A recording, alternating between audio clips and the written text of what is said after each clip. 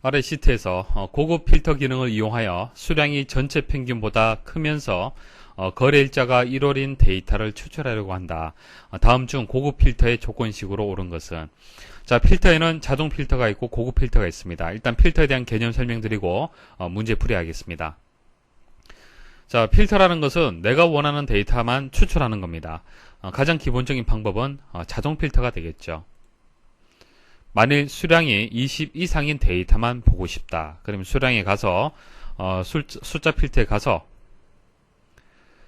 자, 보다 큼, 만일 20보다 크다, 혹은 20보다 크거나 같다, 뭐 이런 조건을 얼마든지 여러분들 선택할 수 있습니다. 확인 버튼 누르시면은 수량이 20 이상인 경우만 이렇게 검색이 되었습니다. 자, 이게 필터의 기능이 되는 거죠. 그래서 자동 필터는 간단한 조건일 때는 자동 필터 이용을 하시면 되고요. 좀 복잡한 조건이 나올 때는 고급 필터를 이용하는 게 쉽습니다. 그래서 시험에는 자동 필터는 사실 시험에 나올 게 그렇게 많이 없고요. 고급 필터가 주로 시험에 출제가 됩니다. 자, 금방 말씀드렸던 자동 필터를 이용해서 수량이 20 이상이라는 조건 처리를 고급 필터를 이용해서 한번 만들어 보겠습니다. 자, 고급 필터를 누르시면은, 고급 누르시면은 이렇게 고급 필터 대화 상자가 나오고요. 첫 번째는 이제 목록의 범위를 지정을 해야 됩니다. 자, 목록의 범위 지정하시고, 그 다음 조건은 별도로 표 외에, 데이터 외에 이제 조건을 직접 입력을 하셔야 돼요. 조건 입력을 하시고요. 조건의 범위도 선택을 하셔야 됩니다. 자, 그리고 확인 버튼 누르시면 됩니다. 자, 20 이상의 조건을 만족하는 그때의 데이터들만 이렇게 보실 수가 있습니다. 자, 그다음 조건이 두 개 있을 때, 수량이 20 이상, 단가가 85만 6천 이상일 때. 자, 이것도 뭐 어려운 거 아니죠. 자, 값들의 범위 선택하시고, 자, 조건의 범위. 자, 두 가지 조건을 동시에 만족하기 때문에 같은 행에 입력을 했습니다. 그리고 데이터의 항목의 이름은 이 표에 나와 있는 항목의 이름, 수량하고 단가 그대로 입력하시면 돼요. 자, 확인 버튼 누르시면은 수량이 20 이상, 그리고 단가 85만 6천 이상인 이 두 가지 조건을 모두 만족할 때 이제 데이터를 보실 수가 있습니다. 자, 그래서 크다, 작다라는 조건은 고급 필터에서 가장 기본적인 조건이에요. 기본적인 조건이고요. 문제는 좀 다릅니다. 자, 문제 잘 보세요. 수량이 전체 평균보다 크면서 거래일자가 1월이다. 자, 여기에 들어있는 데이터만 가지고 바로 구할 수 있는 것이 아닙니다. 자, 전체 평균이라는 것을 구해야 되는 거죠. 그러니까 수량에서, 자, 이 전체 수량을 가지고 전체 평균을 계산할 수 있어야 되고요. 자, 거래일자가 1월이다. 자, 거래일자는 연, 월, 일로 되어 있는데 여기서 월만 또 추출해서 또 필요한 거예요. 그래서 여기에 나와 있는 데이터만 가지고는 만들 수가 없습니다. 그래서 함수라든지 어떤 계산식이 들어갈 수밖에 없습니다. 그것을 우리는 고급 조건 지정이라고 얘기를 하는 겁니다. 자, 기본 조건 지정은 간단해요. 조금 전 보여드린 것처럼 뭐 크다, 작다, 뭐 같은 행에, AND인 경우에는 같은 행에, OR인 경우에는 다른 행에 조건을 주시면 됩니다. 그래서 쉬운데 고급 조건 지정은 개념 이해를 잘 하셔야 됩니다. 자, 이 조건을 만족할 수 있도록 하시려면은 일단 이 평균을 구하셔야겠죠. 평균 구하셔야 되고요.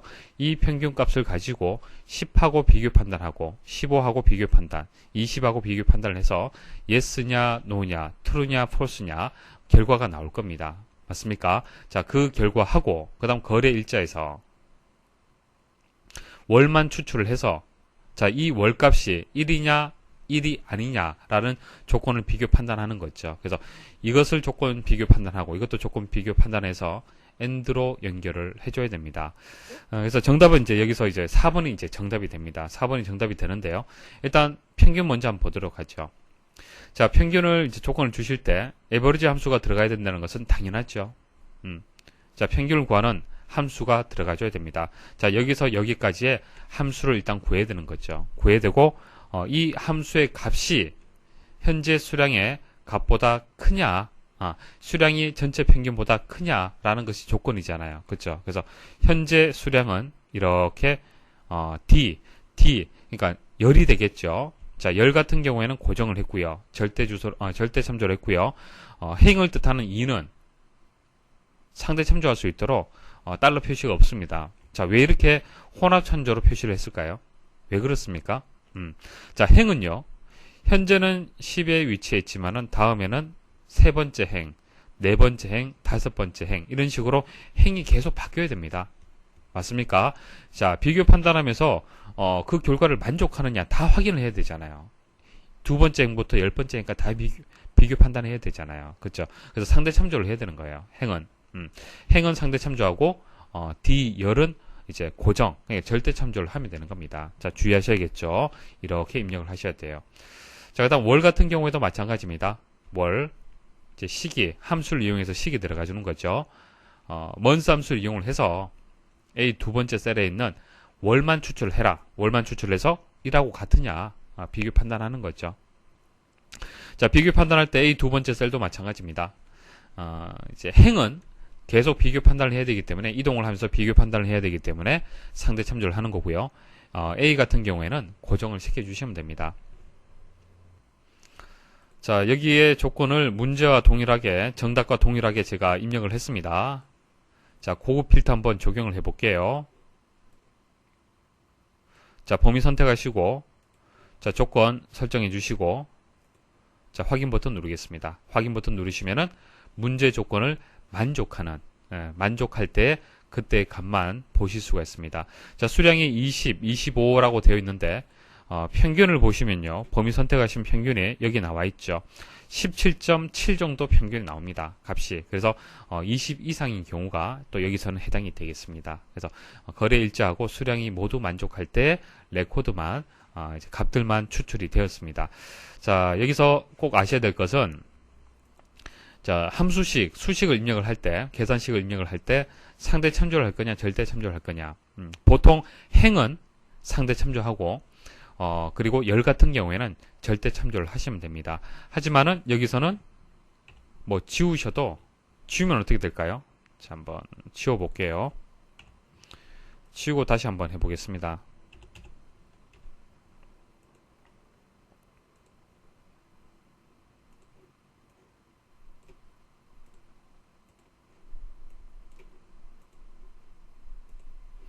자, 지워도 상관이 없죠.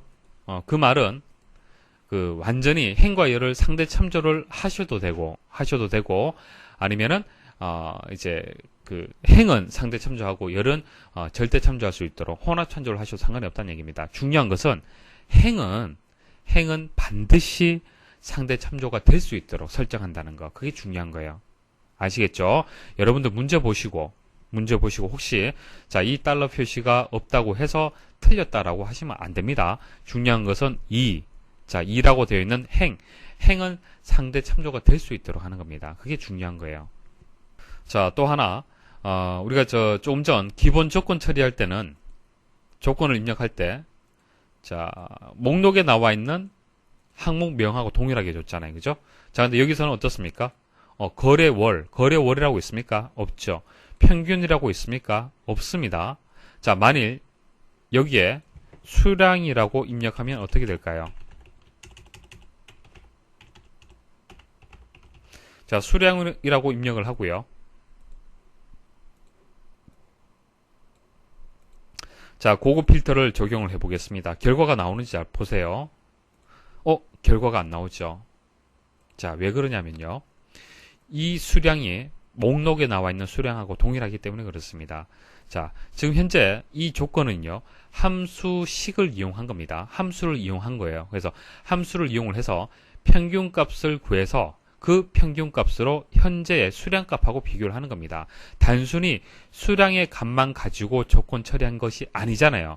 수량값만 가지고 20보다 크다, 30보다 크다 이런 식으로 상수값을 가지고 비교 판단한 것이 아니고 함수의 결과의 값을 가지고 그러니까 17.7 정도 되는 평균값을 가지고 그 값을 가지고 비교 판단하는 겁니다. 그래서 에버리지 함수를 이용한 이 값을 임시적으로 저장할 가상의 필드명, 항목명이 필요해요. 그게 평균이 되는 겁니다.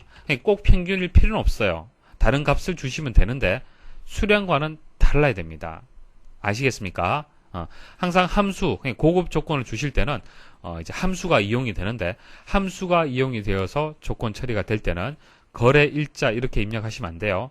거래월 이런 식으로 목록에 나와 있는 항목의 이름하고 다르게 입력을 하셔야 됩니다. 자, 그 이유는 함수가 이용이 되었고 이 데이터만 가지고 조건 판단하는 것이 아니라 이 데이터에서 또 다른 데이터가 만들어져서 그 데이터가 거래월이라는 임시 데이터로 저장이 된 거예요. 그래서 저장될 공간을 미리 만들어 줘야 되는 겁니다. 그래서 거래월 평균이라고 항목의 명을 이제 목록에 나와 있는 항목명과 다르게 입력을 한 겁니다. 자, 중요합니다. 잘 이해를 하셔야 돼요. 자, 보기 보시면은 분명히 이 조건이 여기도 이렇게 나와 있죠. 조건은 동일해요. 그죠? 조건은 동일한데 이렇게 항목의 이름이 다르다. 거래일자, 수량은 사용할 수 없다. 조금 전 보여드린 것처럼 결과가 안 나옵니다. 그래서 다른 이제 항목의 이름으로 주셔야 되고요. 자, 이름을 생략하셔도 상관이 없어요. 이름을 아예 안 주셔도 상관없습니다. 자, 그래서 고급 필터는 이제 함수나 계산식을 이용해서 조건으로 지정하는 경우 좀 주의를 하셔야 되고요. 조건 지정 시 조건 필드명은 원본 필드명과 다른 필드명을 입력을 해야 된다. 아니면 생략해야 된다. 자, 조건의 필드명이 원본 필드명과 달라야 하고 기준셀이란 것은 현재 C 두 번째, 자, D 두 번째죠. D 두 번째하고 A 두 번째가 되겠네요. 자, 이 두 개의 셀이 되겠습니다. 자, C 두 번째하고 C 두 번째가 아니고 A 두 번째입니다. 오타네요. 자, A 두 번째하고 D 두 번째가 이제 기준 셀이 되는 거죠. 기준 셀이 되는데 다음에는 세 번째 행, 네 번째 행, 다섯 번째 행 이런 식으로 행은 상대 참조될 수 있도록 그렇게 조건을 주셔야 됩니다. 자, 전체 범위는 절대 참조를 사용을 해야겠죠. 자, D 두 번째에서 D 10번째까지. 자, 여기서 여기까지는 평균을 구할 때 평균값의 범위는 항상 고정되기 때문에 절대 참조를 사용을 해야 됩니다.